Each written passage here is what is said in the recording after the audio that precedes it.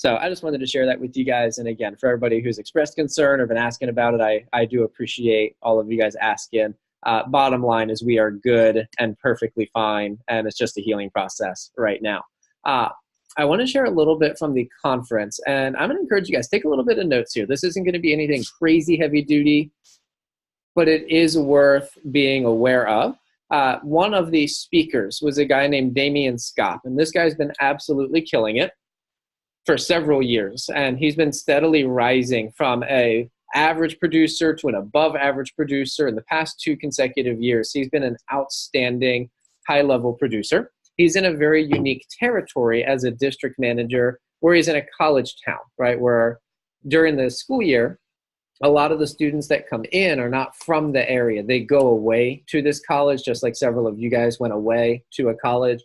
And it's interesting because during the summer, he's got a really vibrant community, but during the school year, the students that he could work with just don't have friends and family nearby. And I think you guys know this, like 5 or 6 years ago, the virtual demo didn't exist. And it's been a process for a couple of years. It was an experiment and a test. And he really wrapped his arms around it. And he's been like, this is the only way. The virtual demo is the only way that I can run my business year round. Otherwise, it's just summertime. And this past year, he added an additional $100,000 in sales to his office exclusively from virtual demos. Okay, so he's gotten to a point where when people come into training, he doesn't even give anybody a sample kit, and he doesn't teach anybody how to do a face-to-face appointment at all. He's 100% virtual demos, no kit, no nothing. And you guys are spoiled, by the way, because he's on the old school antiquated demo where they don't even use the video. Okay, so his kids are like on the phone for 2 hours talking about knives, and they sell an additional $100,000 a year on top of what they were doing even with face-to-face appointments. And I wanted to share that with you because a couple people have mentioned like, oh, I don't really like the virtual demo as much, or I'll do it if I have to. And I think that's all in your head. I've believed that for years. But there's a story. It's a story of 2 salespeople, 2 shoe salesmen specifically. And they were given a task by their manager to go to this remote island and try to generate some business in this place where no other shoe company was. And they both go to the island. And the first salesperson stays for about 2 weeks. And then he comes back and reports to the owner. And he says, look, there's no opportunity here. The people here, they don't even wear shoes. It's not even worth trying to sell them. We should look somewhere else. And the other salesperson didn't come back. He just stayed, like no communication, no nothing. Came back about a month later, and he talked to the owner, and the owner's like, what's going on? Where have you been? I heard there's no opportunity over there. So what have you been doing? And he says, no. He says, you don't understand. These people, they don't even wear shoes. It is an untapped market. We're going to kill it. Right? So what's the takeaway? Both salespeople saw the same thing, but it's all about perception. And Damian Scott, he shared this really interesting concept that I wanted to pass along to you guys. He said it's never been, and this is a direct quote, he said it's never been harder to be a college student, knowing that college degrees just aren't as valuable as they used to be, and college students drop out to try to become YouTube millionaires because so many go into debt and struggle to get a job in their field after college. He said it's our duty as managers to help students get the best possible experience to set them up for success post-college. And I've believed that for years, but the way you said it, I was like, man, I've never even considered that it's harder now to be a student than it has ever been in the past. And he had one guy specifically who had a $17,000 push, a $17,000 push, 100% virtual. So my thought for you guys is that this really needs to be a part of your repertoire. You know, I'm a big believer personally that I really don't care if the appointment is face-to-face or virtual. It is equally good. It's equally effective. We sell the same amount.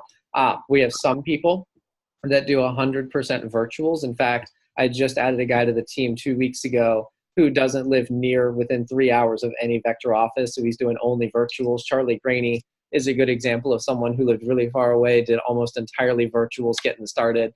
Now he's in Leadership Academy and was our top producing rep for the summertime. So we'll talk about sales another time, right, about your selling plan during the fall. But either for the next push or for winter break, I would 100% recommend that you work on virtual demos and be intentional about developing that skill and getting good at it yourself, because it is a huge opportunity for you. And when you are a manager, it'll be a huge opportunity for you to pay forward to the people that you work with. Okay. The next thing I wanted to talk about was Oli and Push, and this is worth writing down. Oli and Push starts in 2 weeks on October 18th. And SLC, the last push that we just finished, was like the SEC push of the summer. The Oli and Push is like the SC2 push of the summer. Okay, the SLC matters because it's the only national competition of the year. But Olean is the one where people come out to compete. And this is, if you remember SC2, how competitive it got, the 10K Alliance and all the stuff that came along with that, the 8 a.m. meetings and all those things.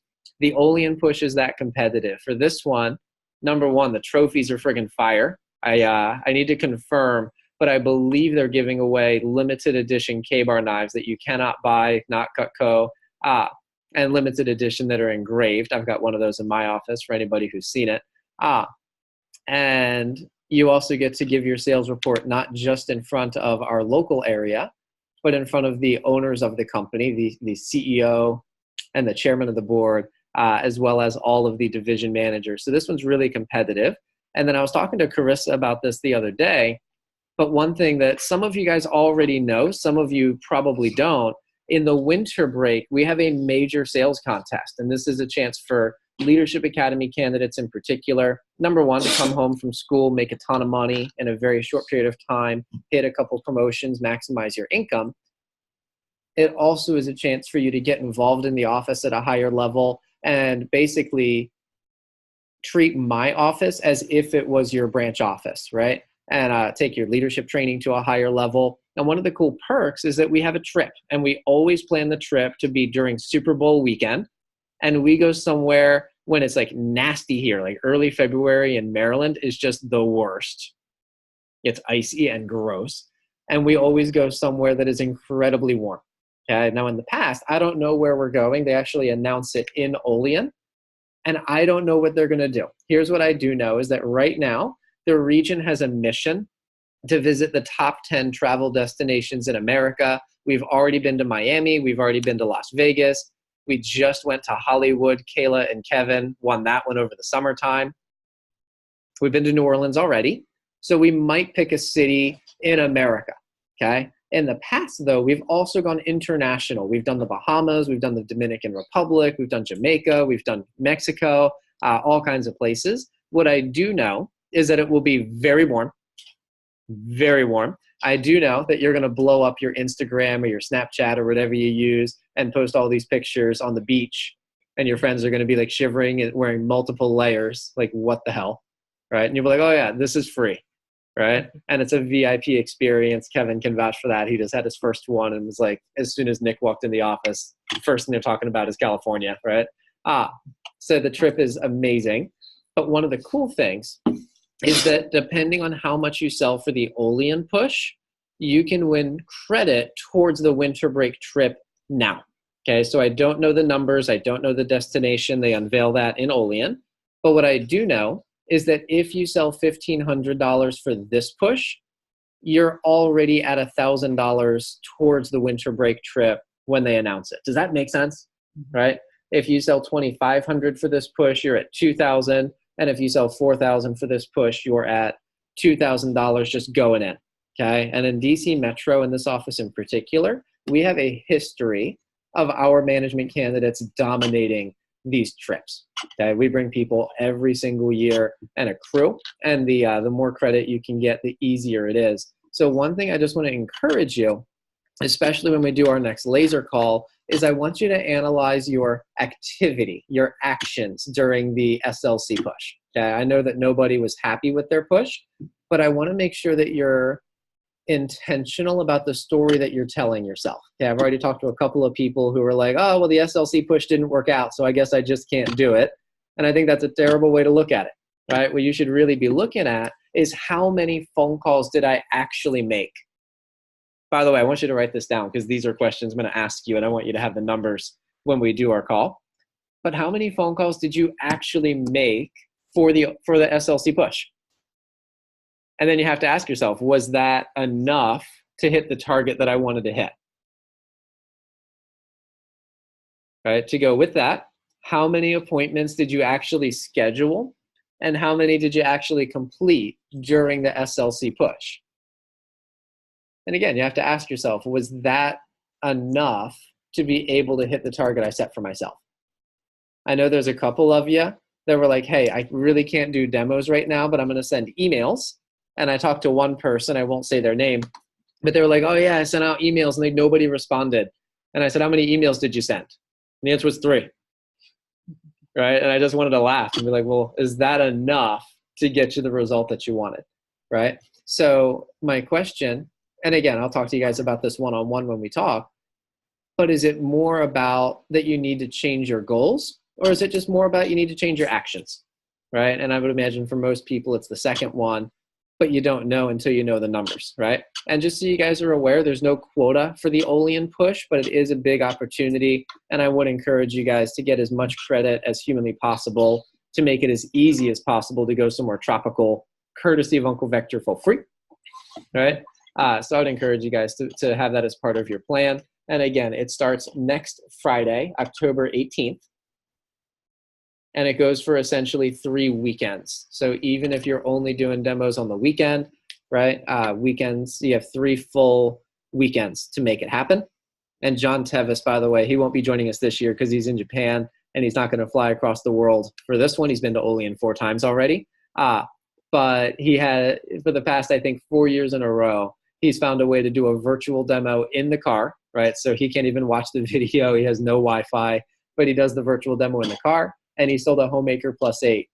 I want to say 3 out of 4 consecutive years. We had one girl, Kelly Stottlemyre. She flew because she was going to school far away.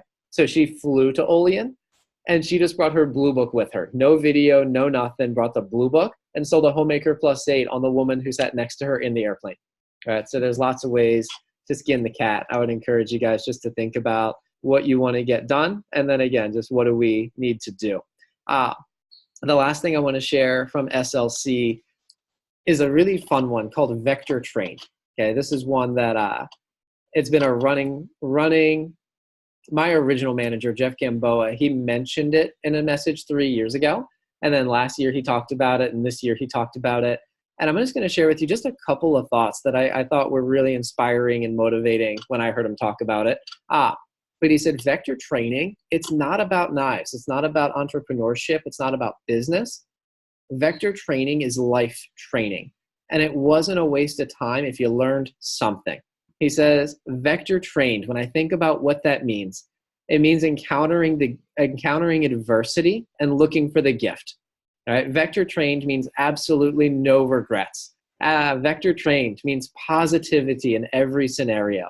Vector trained means we believe in the power of your circle of influence, having 5 people that are above you that you learn from, 5 people below you that you're teaching, and 5 people who are at your level that you do it with.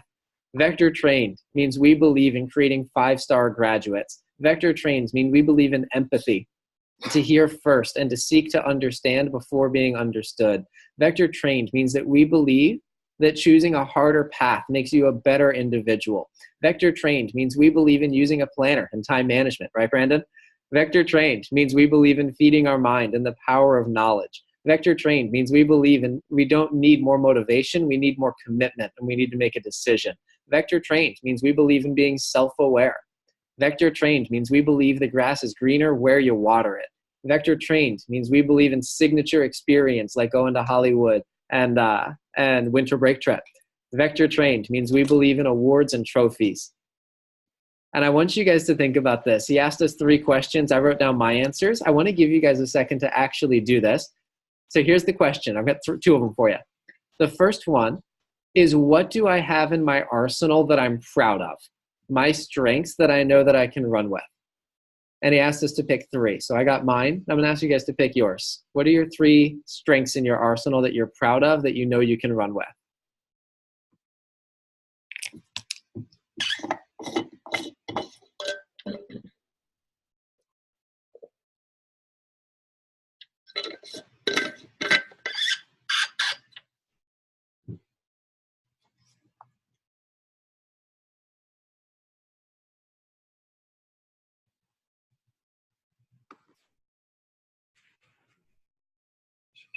So I go first or? I'm not going to have you guys share just for the sake of Oh, time, but I am interested in your answers when we talk one on one next for sure. And then the second question is, what are three skills that I can learn or develop that would move my business the most? What are three skills that I could learn or develop that would move my business the most?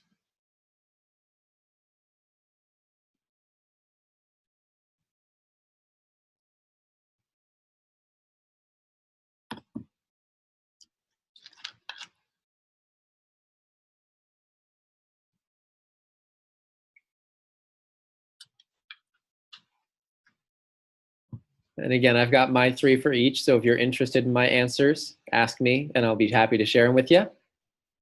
And I don't need you to share your answers with me, but if you would like to share, I'm definitely interested. But I thought those were great questions to ask about taking our opportunity to the next level. And then the last thing is vector trained is about building human capital. And human capital is the soft skills that I bring to the company and to the community. So when we get more education, when we get more involved, when we get more skills, when we get more energy, it serves the business, and it also enables us to be more influential in our local area or the places that we value, whether it's our family, our neighborhood, our church, or whatever else it may be for you. So again, vector trained isn't knife training, it's life training. So that was what I wanted to share from SLC. I've got plenty more that I can share, and some of it is going to be relevant right now. Some of it will be more relevant as we progress through into December and February and some of those later times. So I'll be sharing more as we go through. But that said, I would like to switch gears and get into investing. And I wanted to stick and move to that first part so that we'd have plenty of time to talk about this. Let me actually, real quick, get my stream going. I am going to ask you guys, by the way, on teleconference, make sure you're muted, please, because I'm going to be live streaming here for my coaching clients. Nice, we're live. All right, so this is one that a lot of you guys have been asking for. I'm going to give you some information that you may have heard before or you might be familiar with. There is going to be a lot of new stuff, and I'm going to share with you some things that I've learned that you're not going to hear from your parents or in any class that you take. I have to start with a disclaimer that I am not a licensed financial advisor. I make no money regardless of what you choose to do with your money, and this is purely from my own experience. But I want to share with you, some of you guys have heard bits and pieces of this story, but my financial journey has been an interesting one. As a sales rep, as a branch manager, and especially as a new district manager, I was making a ton more money than I knew what to do with. My first summer in Vector, I made $8,000, which at the time I thought was a huge number for a 19-year-old college kid. But especially when I was at 20 years old, I was a branch or a district manager. Some of you guys heard the story. When I was a branch, I went out shopping with my girlfriend at the time. We were looking at a really nice watch. It's actually this one that I'm wearing right now. And we were at the mall, and I was like, I'm going to set a contest for myself. And if I sell a certain amount for the summer, I'm going to buy myself the watch. That'll be my trophy. And then while I was at the mall, my team just blew up. They sold about $10,000 in about 30 minutes. And I pissed off the sales lady so bad because I kept answering my phone, right, nonstop. But we sold 10 grand. And I was like, I'm rich. I bought the watch immediately, which A, just because we had one good sales day doesn't mean the whole summer is going to hit our target.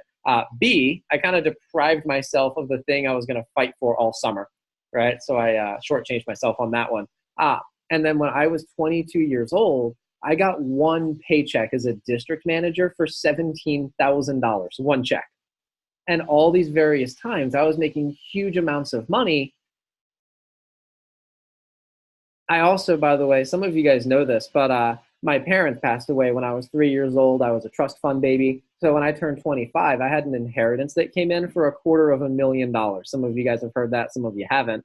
But the honest truth is I had these times, most of them through hard work, one through good/bad luck, depending on how you look at it.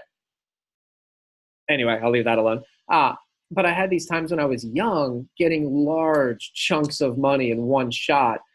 And the honest truth is that I thought I was good with my money. I thought I was responsible. I thought I knew what I was doing, and I just didn't, and I wasn't. I invested about $50,000 of the inheritance into retirement savings, and I squandered the rest. It went into partying, toys, gadgets, and quite honestly, after getting the inheritance, the $250,000, 2 years later, I was $20,000 in debt. Okay, so I put 50 grand into retirement. I blew $200,000. I don't know what I bought. I honestly, truly could not tell you. I don't know where it went, but it was gone.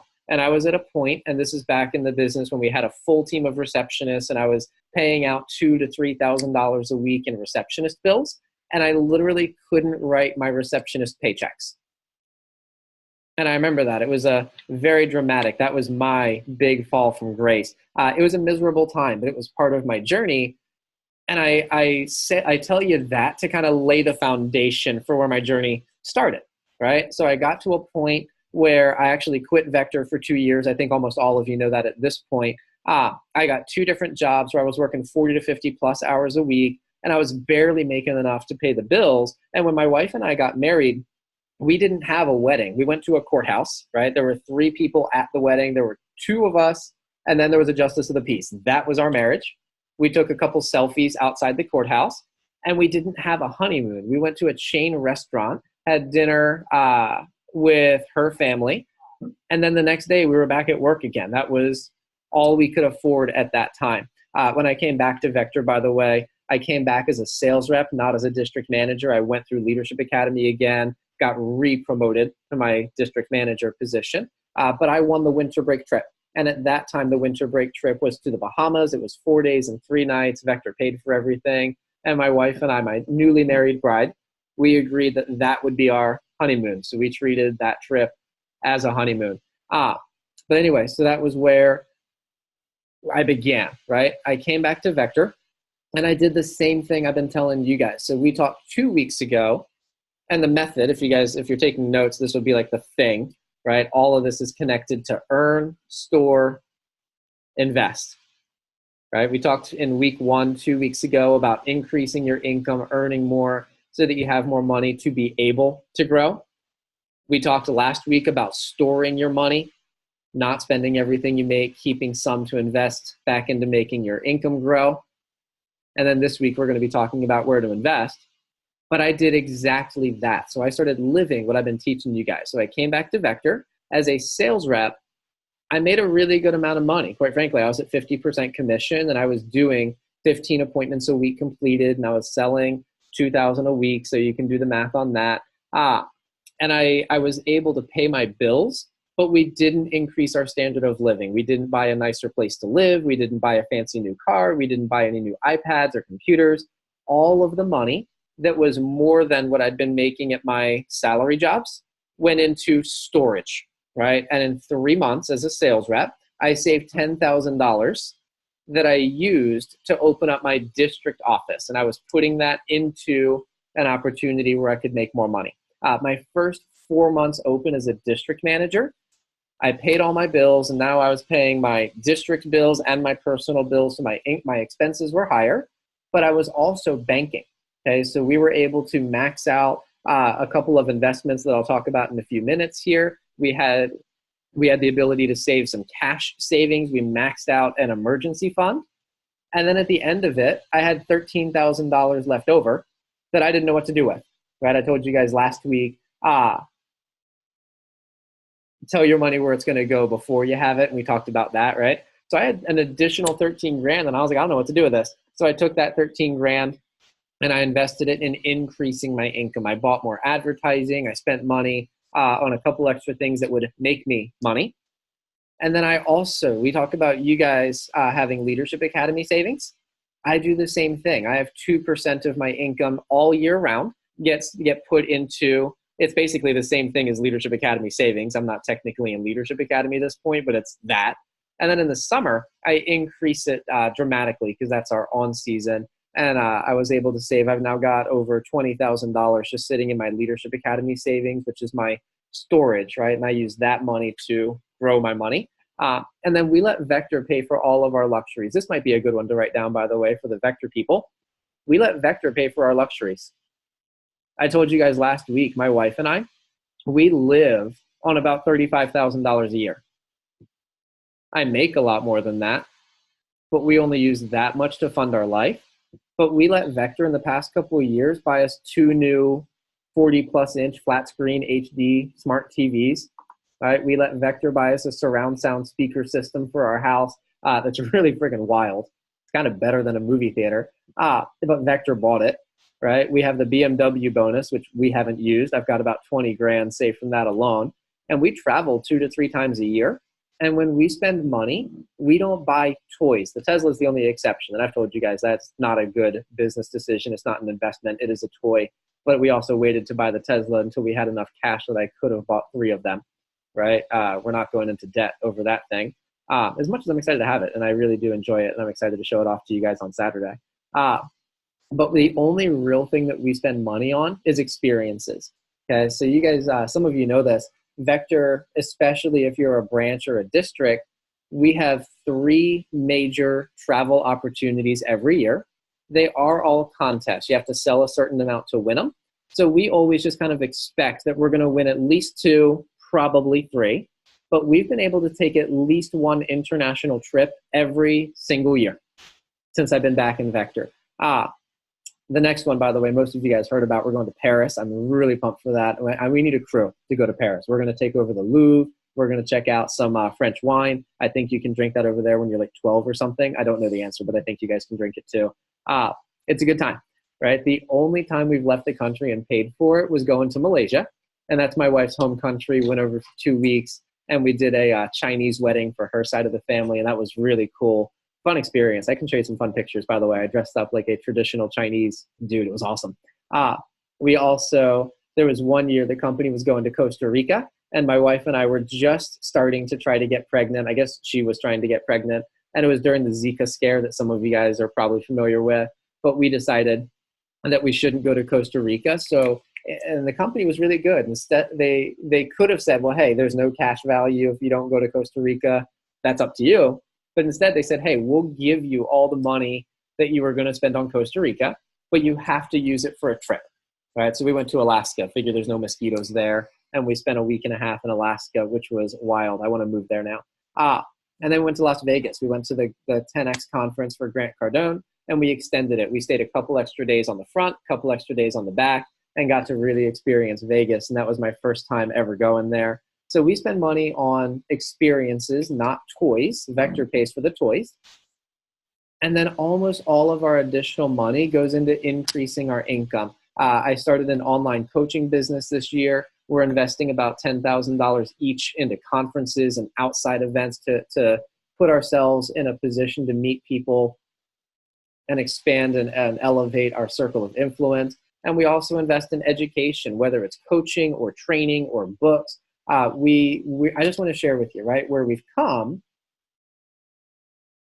I'm doing all the things I'm going to tell you to do. Does that make sense? Right? I just say that to earn credibility. And also, hopefully, none of this is to brag or show off, right? Money's not the end all be all. But I do hope that kind of seeing that I went from 20 grand in debt to that, it does get you excited to a degree, at least to the point where you say, I want to do something like that too. Does that make sense? That is a hope that I have.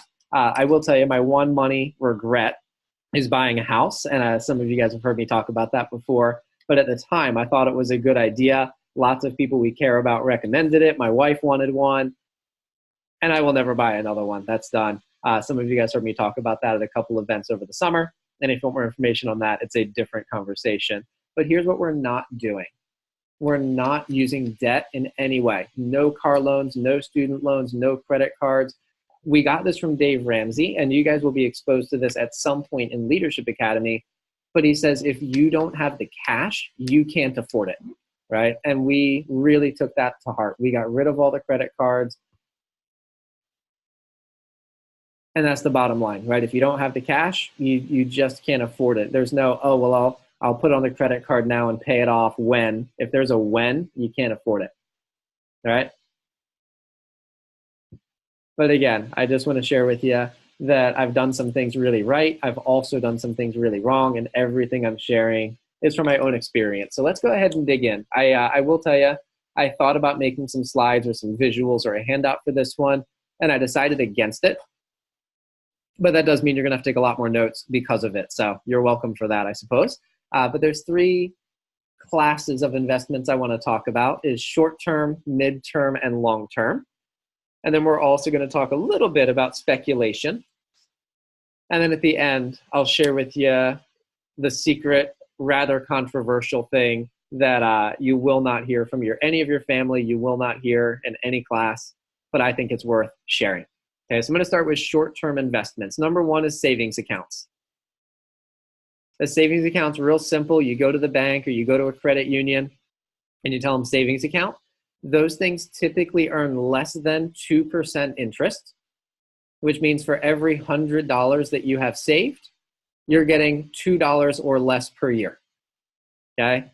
They are an excellent place to store money, to simply hide it from yourself, or if you know you're going to be using it in the near future for a very specific purchase. One of the cool things that you can do if you're aware is you can go on pretty much, I think any bank does that at this point, and you can name your checking account. So if you look at mine, we have like 10 different accounts just with our bank, but it doesn't say account ending in this, account ending in this. It says joint checking account, business checking account, family savings account, business savings account. We've got one that says Tesla Model 3. We've got one that says baby fund. We've got one that says travel fund. They all have a name, right? So I use these savings accounts, but I tell myself or tell it exactly what it's for.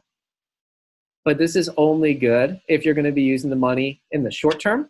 It's not a good place to keep money for any extended period of time. The advantage to a savings account is that it's completely liquid. It's as good as cash. You can just walk into the bank and get the cash. There's very few restrictions on how many withdrawals you can make. There's very few, there's very few fees, and it is impossible to lose your money. Impossible, right? The disadvantage is that you get a low interest rate, and there's other places you can put your money that'll give you a better bang for your buck. The second one is called a CD, which is a certificate of deposit. And you put the money in for a set period of time. I could be wrong on this, but my experience is that it has to be a minimum of 3 months. And I could be wrong on this, but I don't think that CDs exist that are longer than 18 months.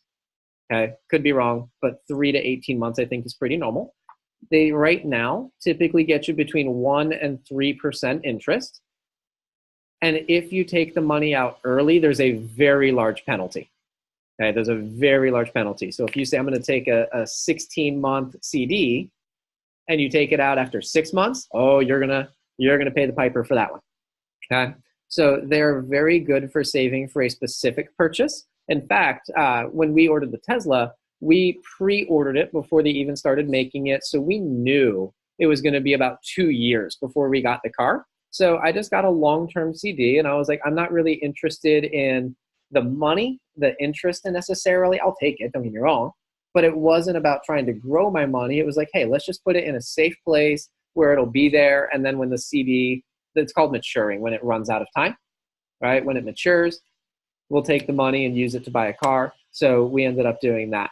The advantage, again, is that you can't lose money. The disadvantage is that you have to decide in advance how long it's going to be in there. And for all intents and purposes, you cannot take it out earlier. And then the third kind of short-term savings is cash. Cash. By the way, I was talking to Brandon's mom earlier. She was asking about the Leadership Academy savings and what that's for and what that looks like. She had some really good questions. And she was asking some of the same questions that some of you guys have asked. But your Leadership Academy savings, it's essentially cash, but it's put into a safe place, okay? I use cash savings all the time. Actually, it's funny. I just found out my wife started doing this too. So for years and years and years, I've literally kept a bank envelope in my sock drawer with cash. And whenever I have extra money or, we have our monthly budget, and at the end of the month, if we don't spend all the money we budgeted, I just put the extra into the bank envelope, and then we start fresh on the first day of the new month. And it's accumulated. I've got right now, I counted up yesterday just to check, there is $1,500 in there. It's just accumulated. I couldn't even tell you how long. We've taken it out for various things. When we went to Alaska, one of the cool things that we wanted to do, we got to go snowmobiling for free. We got to go to a gun range for free. We got to go cross-country skiing for free. We got to go climb a glacier for free. We got to go spelunking inside a glacier cave for free. That was awesome. But we spent about $750 on heli-skiing. I was like, I want to be like James Bond and jump out of a helicopter onto a slope. They didn't let me do that, but we did get to go heli-skiing, which was wild. I spent about $750 on that. And the cool thing was I literally just pulled the money out of my sock drawer and I was like, cool, this is it, right? So we've got $1,500 right now. And for us, that money is like rainy day money. It's no specific purpose, but we can go play with it whenever we feel like it. That money's not for bills. Your Leadership Academy savings, you guys are saving up towards a very specific thing, which is ultimately getting promoted next summer, right? Ultimately getting promoted next summer. And you already know that if you get promoted to be a branch manager, the company will give you $9,000 as a gift. And if you get promoted to be a district manager, the company will give you $16,000 as a signing bonus, essentially, which is friggin' boss, right? So you're basically showing the company, hey, if you give me this money, I'll be responsible with it and not go out and buy a new car, right? But I also use the same thing. I kind of mentioned it earlier. I got ahead of myself. But I save 2% of everything I earn all year round. So if the office sells poo-poo for the week, 2% of my earnings go into savings. And if my office sells a phenomenal amount for the week, 2% of my earnings go into savings. Doesn't matter. And that alone nets me about $6,000 to $10,000 a year just in savings. Just comes off the top, never goes into my checking account, right? And then during the summertime, I bumped that up. In the summer, I saved an additional $10,000 just this summer alone. So we're on pace to have about $20,000 in there at the end of the year. And what's cool is that the money just sits there, right? The same as it is for you guys right now. I know you're just getting started, so you've got like $100 or $250 up to $1,000 or $1,500 right now. But I use this periodically where I'll take it out and I'll invest in something that will increase my income. Other times I invested in something longer term. But as a business owner, this is important. This is worth writing down. As a business owner, cash comes first. You need to be able to keep going if you have an off week or if you have an off month. And having cash savings earns you no interest. But that's not what it's for. Your cash savings keeps you out of debt. That's what it's all about, right? So you got to have your cash. Okay, so that's it for the short-term investments. We covered savings accounts, money markets.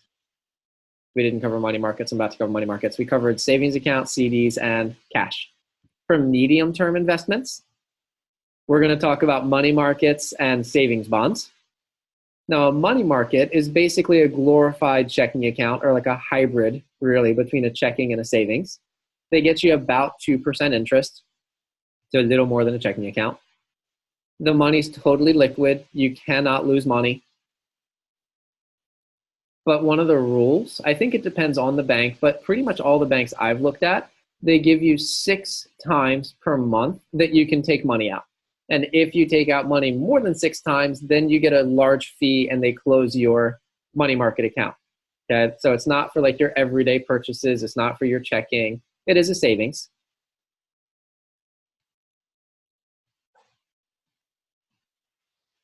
But the money market is a great place for your emergency fund. Okay, you're going to hear this from Dave Ramsey when we study that together.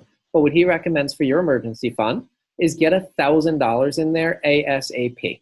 Okay, $1,000 cash savings. Once you have $1,000, the next checkpoint is to get 3 months of expenses.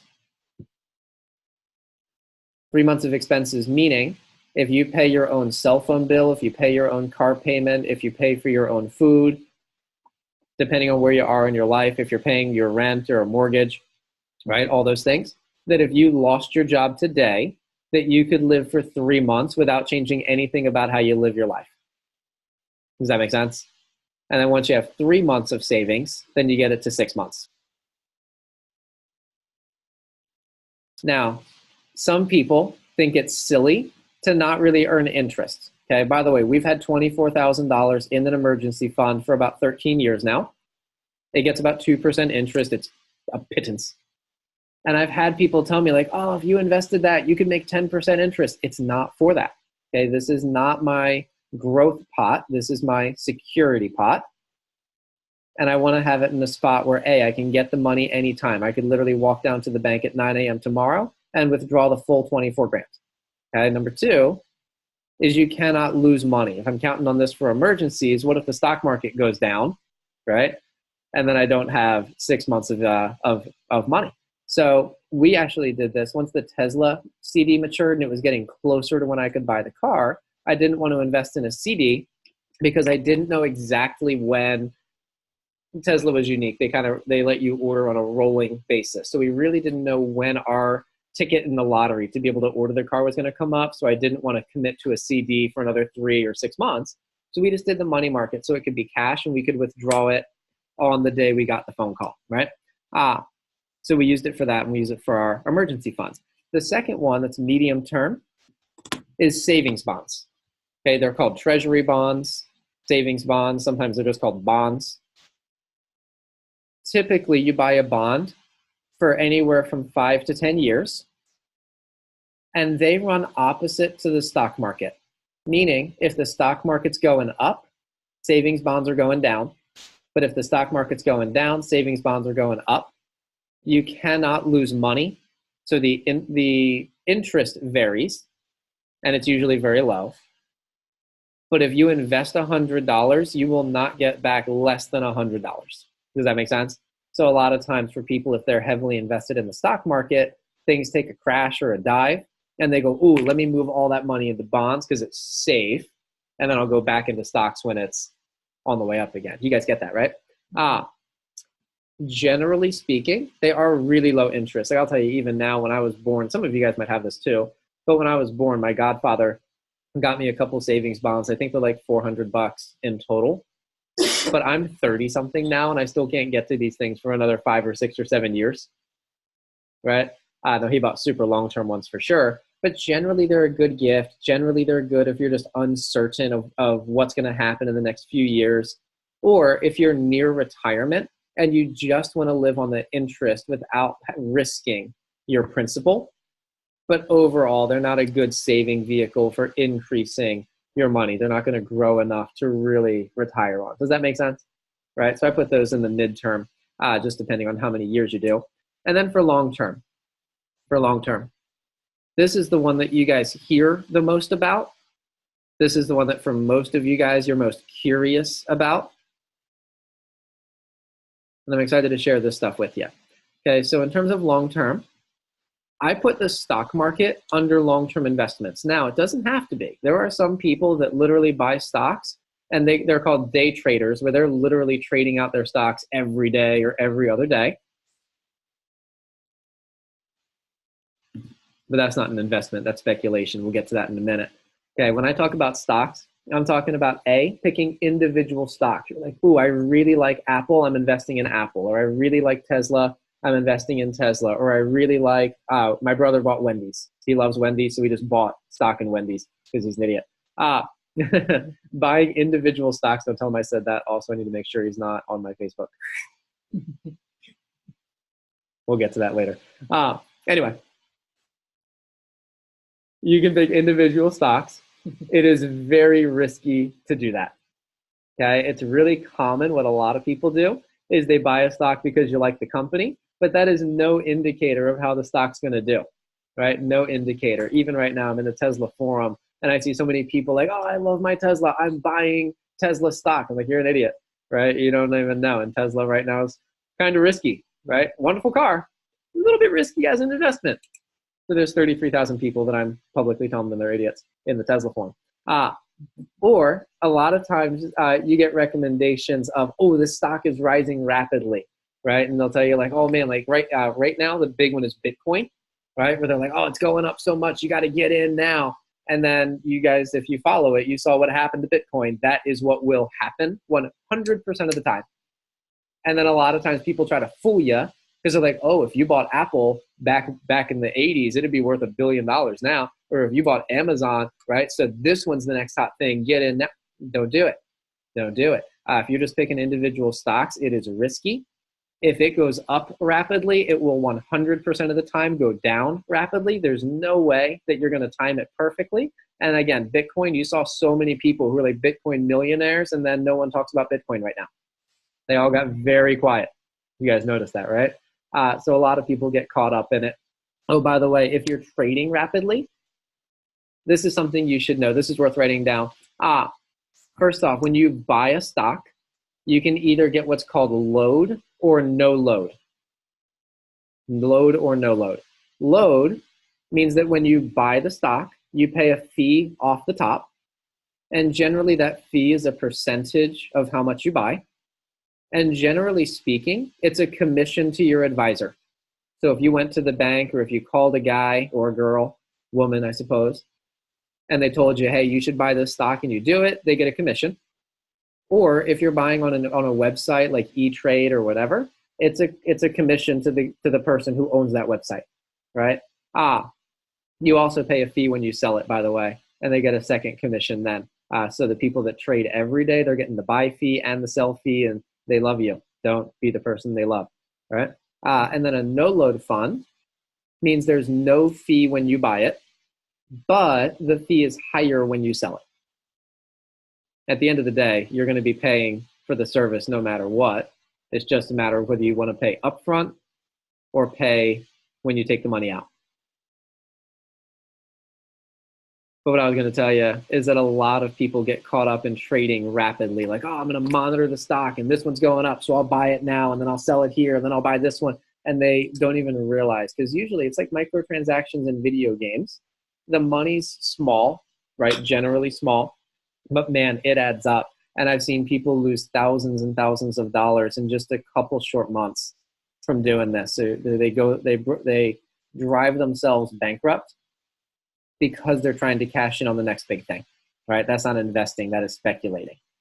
Number two is mutual funds. This is one that I'm sure you guys are familiar with, but basically a mutual fund is a group of stocks. So they say, hey, we're not just gonna pick one stock and go all in, we're gonna have a whole bunch.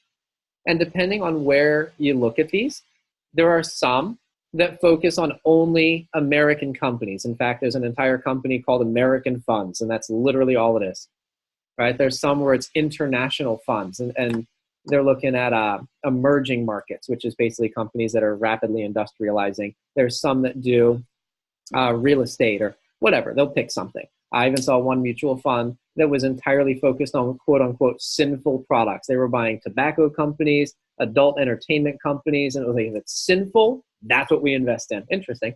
Be interesting to explain that one to your spouse or partner. But either way, I need you guys to stop distracting me. I'm kind of going off on tangents here that are going to get me in trouble at some point.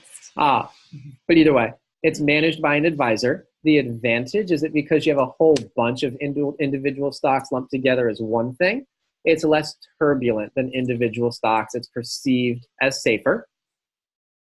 But here's the risk.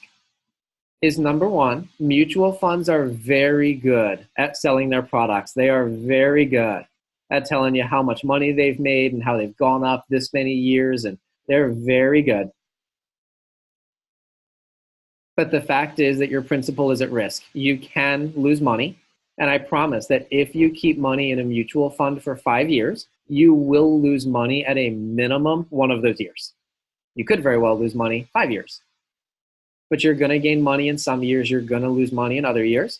And if you guys remember the stock market crash in 2008 when everything tanked, it is entirely possible to lose everything and all of the years that went into it. I remember one of the jobs I was working, I was the youngest guy in the room, which now I'm not, but I was working with a bunch of middle-aged women. And literally, I remember this so vividly, that the market crashed and they were all freaking out, like during work on the phone with their advisors about how they were in their 40s and their 50s, 10 or 15 years away from retirement. They've been working towards this for 20 plus years. And all of a sudden they're like, I don't know if I'll be able to retire now, right? In an instant. It was scary. I'm not saying that crashes like that happen all the time, but they do happen periodically, right? The other thing is that the fees are astronomical. Astronomical. The interesting thing is that they lump it in, so you never get a bill. You never get a check. Or excuse me, you never write a check.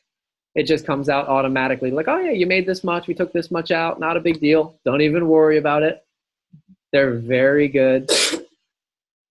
But I read a book, and I'll tell you about the book at the end here. But I read a book that kind of introduced me to this. I went back and I was doing mutual funds for a long time, long time. And I went back and I pulled out all my old statements and I added up how much I'd spent in fees over the course of those years. It was over 15 grand that I paid out in fees. And because you never write a check, a lot of times you don't even realize it's happening, but they will hamstring your ability to grow your money because of the fees that come out. And the last thing is that no mutual fund ever beats the stock market consistently. Never. They'll tout the year or the years that they did, but there's actually been studies that found that the vast majority of mutual funds actually underperform. The vast majority actually underperform. But again, they're just really good at selling the years that they beat the market, right? So personally, I never recommend mutual funds ever. Okay, I will tell you, I love Dave Ramsey. We did the Financial Peace University. We've done the Total Money Makeover. We did use Dave Ramsey. Actually, when I got out of my $20,000 of debt, I credit Dave Ramsey for that 100%. I love his advice on getting out of debt and avoiding debt. He recommends mutual funds, and I just personally can't agree with that. Okay, the third one is index funds. These are called ETFs or REITs, REITs. It's a real estate investment trust. An index fund, you guys have heard of this. It's like the Dow or the S&P 500. And you literally just buy the entire stock market.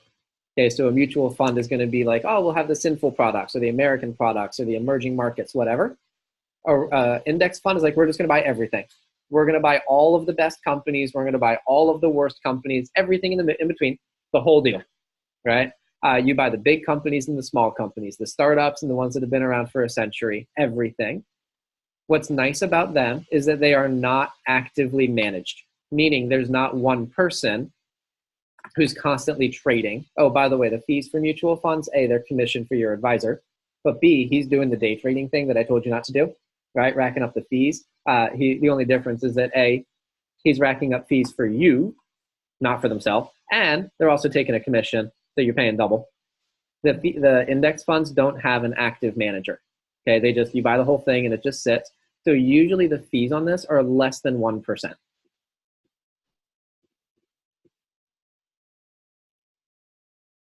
And on average, naturally, the nature of the stock market is it does go up and it does go down. You've seen that. But on average, you're going to get about 10% interest per year. And I even looked at mine, and I've got about 100 grand sitting in an index fund. I never look at it. Literally, it's been about 3 years since I even really looked at it. But I looked at it this year because I knew I was going to be speaking about this. And about 100 grand in savings, and I've made about 10 grand this year. And I didn't do anything. Nobody did nothing. We just put the money in and it goes, right? So if you want to get into the stock market, I 100% recommend an index fund over a mutual fund or over individual stocks. A lot of companies offer them. I believe T. Rowe Price does. I know there's a bunch. Personally, I use Vanguard. But again, I've got no vested interest in that at all, right? Whatever you choose to do. I want to talk about a couple more that you guys are probably less familiar with. So number 4 is a Roth IRA. I know that some of you have heard about this before. Some of you have not. But a Roth IRA is essentially a mutual fund or an index fund, but it's a special one because it comes with special tax incentives. Specifically, all the money that grows is tax-free. You guys are familiar with compound interest. You've heard of that before. In a stock or a mutual fund, at the end of the year come tax time, so if you made 10 grand in interest, you will pay taxes on the 10 grand even if you don't take the money out. Okay, that's called capital gains, is what it's called. With a Roth IRA, it can go up 10 grand. You do not pay any taxes on it, which A, means you're saving money. B, the compound interest, you're getting that more rapidly because you're not taking out the tax money. Does that make sense? Right? You do pay taxes when you withdraw the money, by the way, but it will grow a lot larger because you're only taking it out at the end, and the compound effect has a larger chance.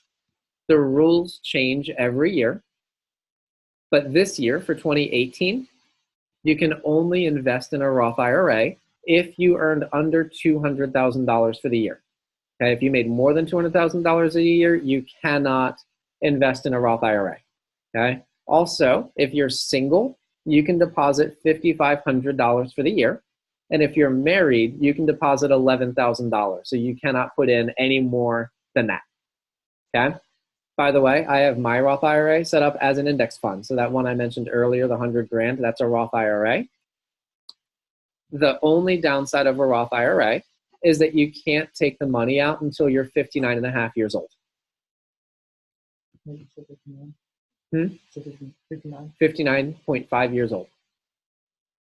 So they're an excellent retirement account, but don't put money in there that you're going to need for a car or a college or a house or whatever the case may be.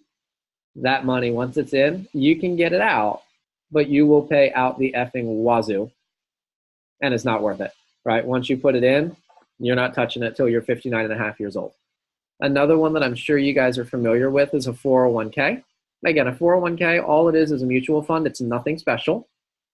The only thing that makes it separate or its own thing is that it typically comes through your company. So if you're an employee somewhere and they offer benefits, a lot of times the benefits are insurance, and it's also a retirement plan. The downside of a 401k is it's a mutual fund, so it comes with all the downsides I already mentioned about mutual funds. And if it's through a company, they tell you what your options are. Okay, so you can't just go to the bank and say, oh, I want this one. They'll offer you a specific couple of options, and you have to pick from their options, so you lose control of where the money goes. Okay, one of the advantages is that most companies will do what's called an employer match. So if you have 2% of your paycheck go into the 401k, the company will also add 2% of your paycheck, so you get 4%. The downside is that you pay all the damn fees. So a lot of times the company matching gets sucked up into fees. The next one, and by the way, you guys, if you become a branch or a district manager, you guys could do this. Or if eventually down the road you're not in Vector, but you're self-employed, you can do what's called a SEP. Okay, SEP, self-employed pension. Or sometimes it's an SEPP, self-employed pension plan. This is the absolute greatest effing thing for entrepreneurs, especially if you're making a crap ton of money, like over $250,000 a year, or if you have employees. Okay, number one is that if you have a Roth IRA, you can only put $5,500 in there. But with a SEP, I think, I could be wrong, I think you can put in up to 40% of all the money that you made for the year. It's tax deductible, so you get some major tax benefits now, and you can do an employer match. Okay, so just for me, right, technically I work for Vector, but I created a business. It's called Premier Opportunity, Inc. And Premier Opportunity, Inc. works for Vector. John Godwin works for Premier Opportunity, Inc. So I'm essentially a subcontractor of my own company. Does that make sense? That might be a little bit much, but hopefully you guys are with me and I didn't lose you. Anyway, when I have a SEP, I can invest up to 40% of all the money I made for the year. And then I can have Premier Opportunity, Inc. match it. So I can sock away large chunks of money at a single time. Does that make sense? Right? And then it's all tax deductible, both for me personally and for the business. So if you are self-employed, man, SEPs are amazing. Okay. I did want to mention real estate really quickly. My first recommendation with real estate, never sell real estate. Never sell real estate. I'm going to say this specifically for the Cutco people here. Real estate is just Cutco for grown-ups. That's all it is. It's middle-aged people. Instead of selling Cutco, they sell real estate. They get really attracted because if you sell a $300,000 house, the typical commission, depending on a couple things and how the deal was done, typically the realtor makes between 2 to 6% as a commission. So if you sell a $300,000 house, that is like 15, 20 grand, right, off the bat. And it's very alluring. What you don't know is that most real estate agents sell 8 or fewer homes over the course of 52 weeks. Okay, which means you get a couple of these big commissions, but at the end of the day, it's a distinctly middle class existence unless you're a top performer. And it's got all the same advantages of Cutco, all the same disadvantages of Cutco. The only thing that makes it attractive to a lot of people is that the commissions can be big, but they don't realize how few of those commissions they're going to get in a given year. Does that make sense?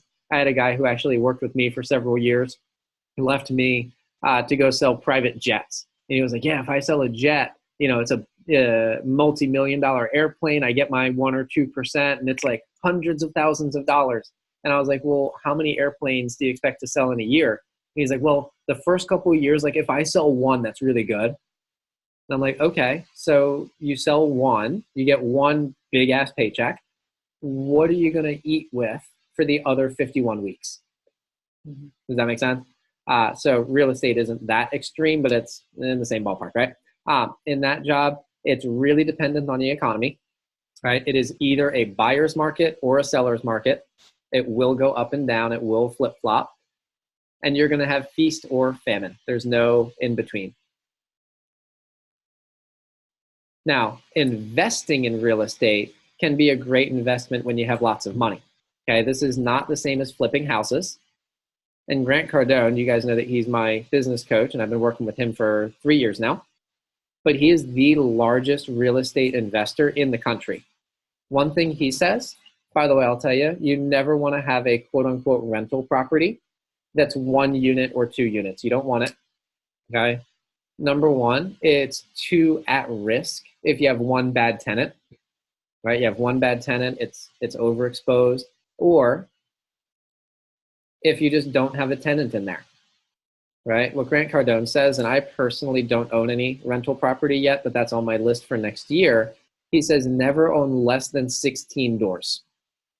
Never own less than 16 doors, because if you have 16 different units in one property, one bad tenant, you still got 15 others, right? Or one empty unit, you still got 15 others. That's when it gets more stable. You're not at risk when stuff like that happens. I even watched my mother-in-law. She's got a property out in California. It's one house, one unit, one renter. And when the person ended their lease and moved out, the place sat empty for 3 months. So she was still paying the mortgage, but she wasn't getting any rent, right? And she went out there to go visit it. And apparently the people left the place a mess. And she spent about $6,000 just trying to get the place clean enough to be able to rent again, right? But if she had 16 properties, she'd still be making rent from the other 15 while she dealt with that one. Okay, it is very expensive to get in. If you can imagine buying a row home or a townhouse block or something like that, very expensive to get in. But once you own the rental property, you get a check every month. Okay, it's completely, well, almost completely passive income, and you start getting rent the very next month. So you make the purchase, you get money coming in. They like to call it mailbox money, right? That is a real thing, and rental properties are one of, not the only, but one of the best ways to get mailbox money. The other one is to write a hot song and then have movies and TV shows send you mailbox money every time they use your song in their opening or closing credits or something like that, right? But I'll just tell you, one of my goals is that by the end of next year, I want to have $100,000 in cash to be able to buy one of these rental properties. Okay, the last thing I want to mention, and this isn't lumped in with investing, but it can be mistaken as investing, is speculation. And I'm going to go back and use the Bitcoin example because it's relevant right now. But it's always the hot new thing.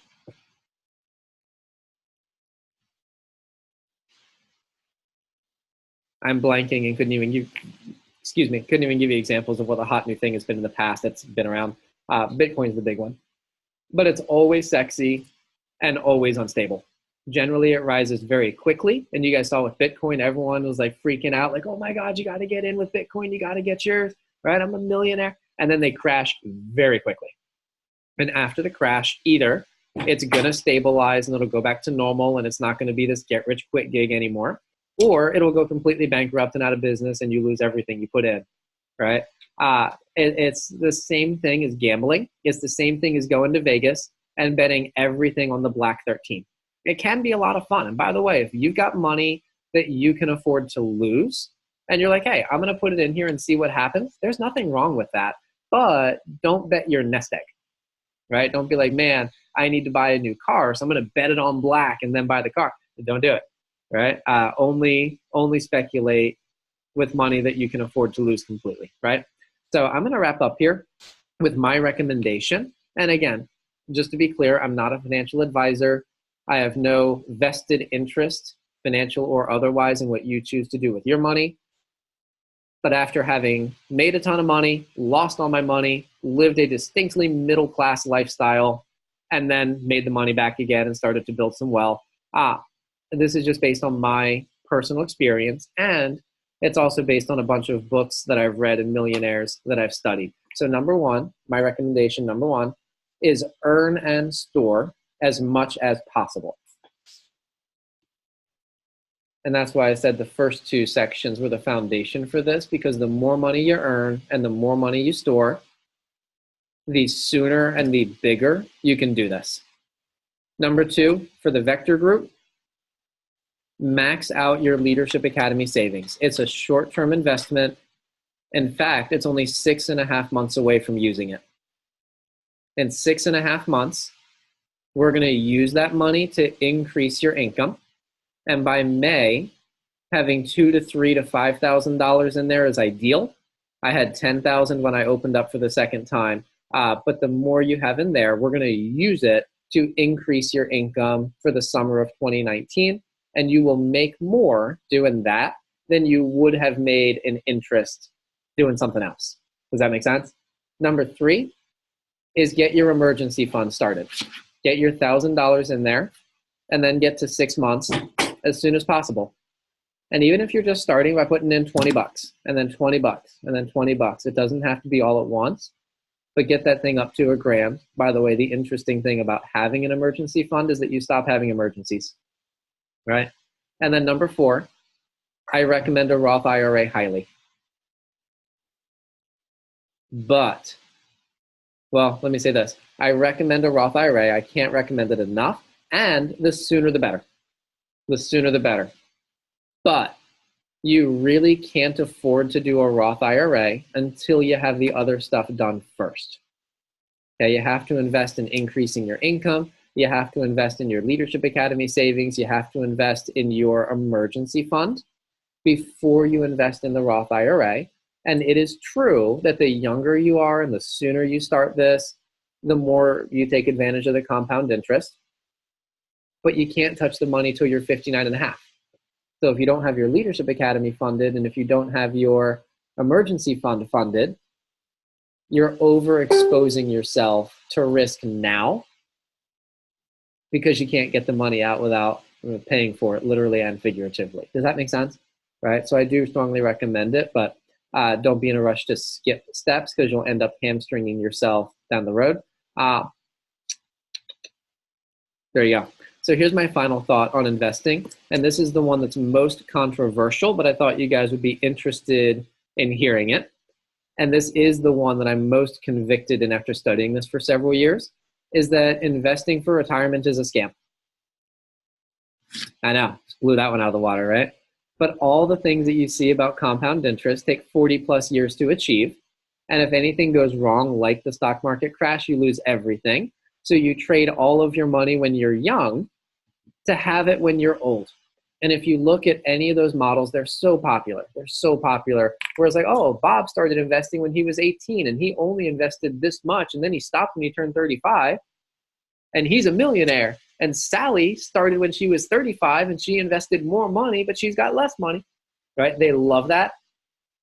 But here's the deal. Bob and Sally don't have that money until they're in their 60s. And so you spend your youth, your prime, when you have the most energy and the most life and the most, right, time ahead of you, not doing all the cool stuff, and you want to get rich when you're old, right? Well, what could happen between now and 60 years old? You could die, right? Hope not, morbid, but you could die. It's entirely possible that by the time you're that age, you're sick. You're got hip replacements, right? You've got a bad back and you can't afford you have the money, but you can't do all the things that you thought you were going to do, right? Entirely possible. Man, I got fired up and I got off my notes. Let me get back here so I don't just start ranting at you. That would not be a good way to end. Anyway, So here's my deal. I do invest in my Roth IRA every year. I max that thing out for both me and my wife, but I've stopped adding to the mutual funds and the index funds and those things. We now all allocate beyond the Roth IRA. 100% of my additional savings is allocated towards increasing my income. Okay, creating multiple income streams, planning to start real estate investing next year. This is also the reason I spend about 10 grand a year going to outside conferences and networking and studying ultra successful millionaires so I can see what they're doing and model them. And here's a number that I want to give you, and this is worth having. It takes between $5 and $7 million invested in the stock market to be able to make a six-figure income without touching the principal. So if you've got between 5 and 7 million in an index fund, you can make six figures a year without ever touching the 5 million itself, just the interest alone. So our goal is to keep increasing our income and eventually make a multi-million-dollar deposit into one of those accounts and be able to retire the same day.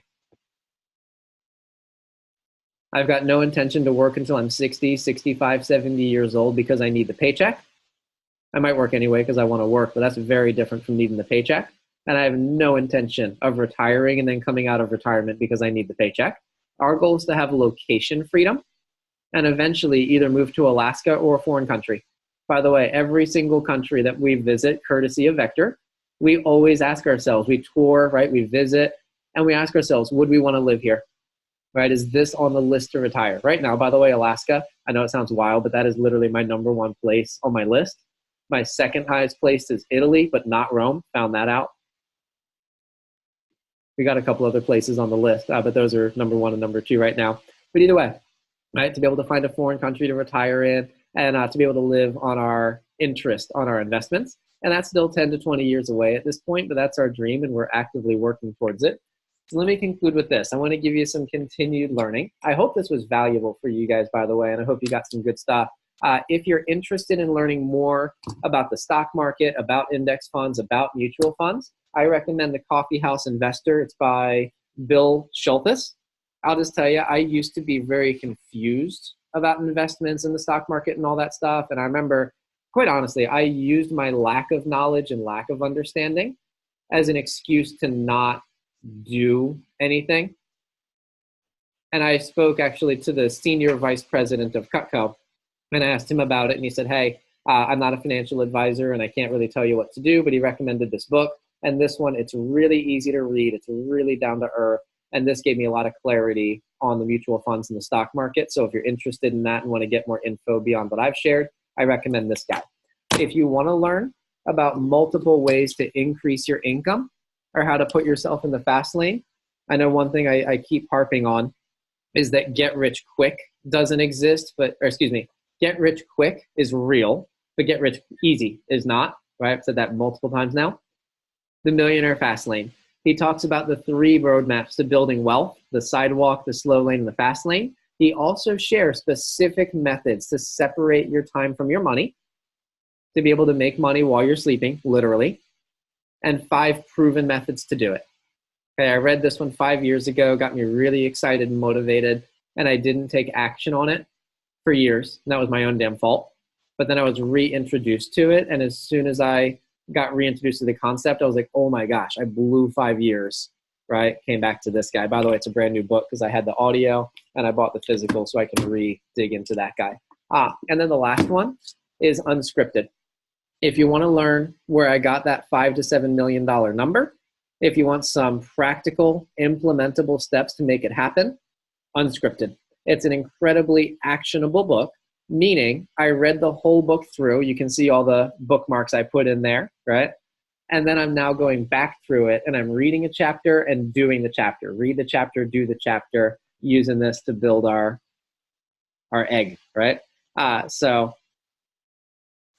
those are my 3 book recommendations. By the way, both of these guys, The Millionaire Fast Lane Unscripted. The author is MJ DeMarco. So if you want to learn about real estate investing, study Grant Cardone. He's got a whole bunch of different programs, books, all kinds of stuff. And he is the mogul, #1 in the entire country right now. So that said, it is 8:53. We're not quite out of time, but I do want to give you guys a chance. That was all the information I wanted to cover with you. I know it was a lot. By the way, for those of you watching the stream, go ahead and put in the comments your questions or your thoughts or reactions. I would love to follow up with you individually. I'm going to go ahead and sign off here. Thank you for your attention. Now that I got those people out of here for Leadership Academy. If you guys have any questions or anything that you want to respond to or ask about, I would absolutely love to hear whatever you got, because I know that was a lot and I know it was intense. Okay. How do you invest? How much money does it take to invest in real estate? That's a good question. Kevin asked, how much does it take to invest in real estate? There isn't one specific answer.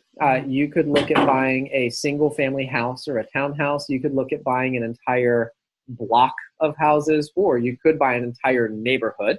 You could also do commercial property. Like, one thing I've thought about is buying this entire building where my office is and having my own office and then renting to the other tenants, right?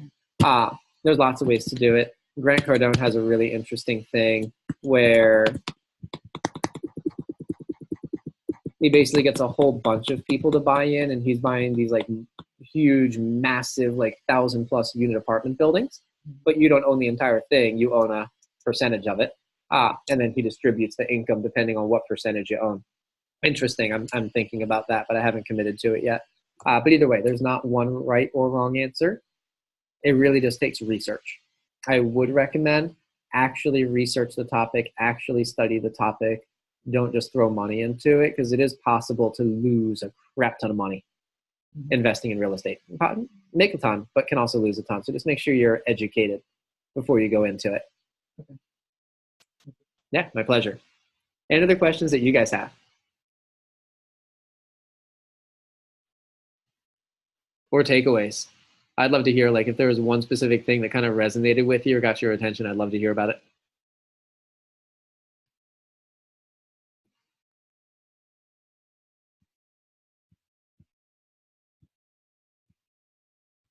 Did I scare you all into submission? Is that what happened?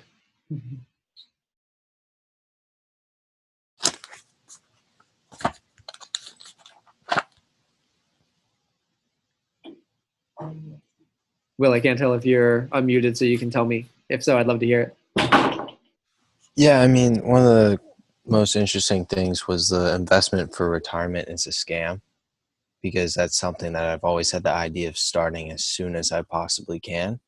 And then one of the other things I really liked is I know I talked to you about the Roth IRAs and asking, why don't I invest in this instead of the Leadership Academy savings? And going through your recommendations and having to hit steps 1, 2, and 3 before you hit that 4th step really resonated with me. Cool. That's awesome. By the way, the Millionaire Fastlane book is where I got that information from. And if that's of interest to you and you'd like to go deeper, I'd recommend it highly. Thank you.